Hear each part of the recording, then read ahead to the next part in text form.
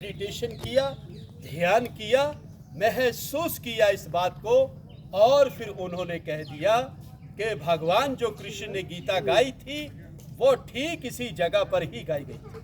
आज से 5,500 वर्ष जो कि महाभारत का युद्ध लड़ा गया था, ये पूरा ही 48 कोस का भूमि यानी कि 156 किलोमीटर में महाभारत का युद्ध लड़ा गया। बताते जो कि 18 दिन तक चला। 18 अध्याय गीता के हैं, 700 श्लोक है प्रभु जी उसके अंदर। आज जितना भी श्रद्धालु इधर में दूर दराज से आता है, चाहे वो मुंबई से आता है, दिल्ली से आता है, चंडीगढ़ से आता है, पंजाब से आता है, नेपाल से आता है, उत्तराखंड से आता है, वो भारत का किसी भी कोने से आता है। और आने के बाद उसके मन में एक ही सवाल होता है कि मैं जब भी कुरुक्षेत्र की भूमि पर जाऊंगा और फिर उधर में जाके ये सवाल करूंगा। उनका सवाल होता है प्रभु जी सीधा साधा सा कि हमें वो लाल मिट्टी तो बताइए कि किधर है, क्योंकि उस समय बहुत ही भयानक युद्ध हुआ था और युद्ध के कारण ही वो पूरा का पूरा धरती लाल हो गया था। लेकिन आज वो लाल धरती अब हमें इधर में दिखाई नहीं देता।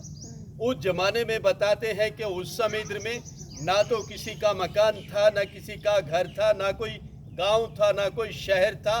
ये बिल्कुल एक बंजर जमीन था कि जिधर में महाभारत का युद्ध लड़ा गया था। आज हम जिस पवित्र भूमि पर आए हैं, ये है मध्यम यानी कि सेंटर पॉइंट के जिधर से भगवान कृष्ण जी ने अर्जुन को गीता सुनाया। जब अर्जुन को इधर में आके मोह हो गया कि मेरे चाचा, मेरे दादा, मेरे बंधु मेरे अपने तो हैं प्रभु, मैं मारूं तो किसको मारूं।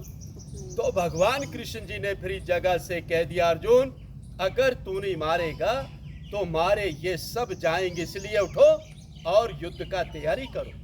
कहते हैं कि फिर इसी जगह से युद्ध का शुरुआत हुआ और इसी जगह से विराट रूप के अर्जुन को दर्शन भी हुए।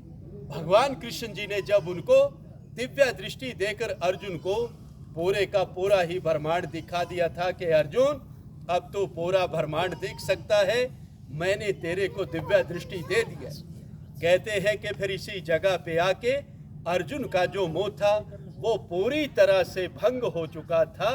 इसी जगह से युद्ध का शुरुआत हुआ और अंत में आके युद्ध यहाँ समाप्त हो गया। जिस पेड़ के नीचे अभी आप प्रभु जी दर्शन करके आए थे, जो रथ के सामने पेड़ था, ठीक उसी पेड़ के सामने ही भगवान कृष्ण जी ने अर्जुन को गीता सुनाया था। और गीता सुनाते समय वो पेड़ भी सदा सदा के लिए अमर हो गया था। तभी उस पेड़ का नाम पड़ा अक्षयवट। अक्षय मैंने जिसका क्षय ना हो, जो खत्म ना हो, हमेशा हमेशा के लिए जो जिंदा रहता है, अमर रहता है, उसको हम अक्षयवट बोलते हैं। बहुत सारे श्रद्धालु आते हैं, पेड़ को नमस्कार करते हैं और जो उनकी मनोकामनाएं होती है वो इधर से पूर्ण किया जाता है। प्रभु जी आप जाते समय चाहे तो पेड़ का परिक्रमा भी कर सकते हैं, चाहे हम एक ही परिक्रमा क्यों ना करें। उसमें एक मंत्र बोला जाता है, ओम नमो भगवते वासुदेवाय। इसी प्रकार से ये जो विराट रूप का मूर्ति को हम देख रहे हैं, ये अष्ट धातु का मूर्ति बनाया गया है। इसका जो हाइट है वो 51 फुट के करीब है। इसका जो वजन है वो 40 टन के करीब है। इसको बनाने में प्रभु जी 3 वर्ष लगे, जो कि नोएडा दिल्ली से बन के यहाँ पर इसको मूर्ति को लगाया गया। अभी इसको यहाँ पे लगे हुए 2 वर्ष हो चुके हैं।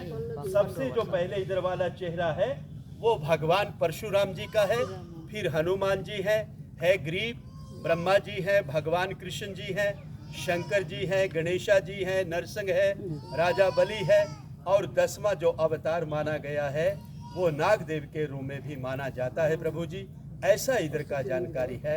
आप अपनी तरफ से इस सेवक को जो भी अपनी तरफ से सेवा देना चाहेंगे प्रभु जी, आप इस सेवक को सेवा दे सकते हैं। सुनने के लिए और समय के